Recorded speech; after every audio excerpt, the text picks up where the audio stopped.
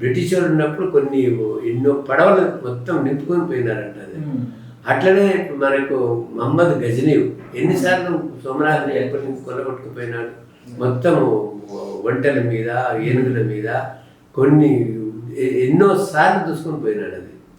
కాబట్టి మనకు చాలా ఉత్కృష్టమైనది, చాలా ఉన్నతమైన సంస్కృతి ఉంది అని అంటే మొత్తం ఇప్పుడు అమెరికా ఎంతంటే 1500 సంవత్సరాలు వాళ్ళ పుట్టుకనే సెర్చ్ చేయడమే 500 సంవత్సరాలకి వెళ్ళి డెవలప్ అయింది, అంతే కదా అమెరికా. అట్లనే మెనీ ఆఫ్రికన్ కంట్రీస్. ఇప్పుడు మన భారతదేశం అంటే మీరు చూసుకున్నట్లయితే ఈ ఐరోపా కంట్రీస్, కొంత చైనా, అఖండ భారత్ ఇది వేరేది. అందుకని పురాతన సంస్కృతి సంస్కారం కొంత ఉందంటే ఐరోపా కంట్రీస్లలో కొంత ఉంది. గ్రీస్ ఉంది, ఇప్పుడు తర్వాత ఇట్లా ఇట్లా కొన్ని ఉన్నాయి కదా ఇవన్నీ.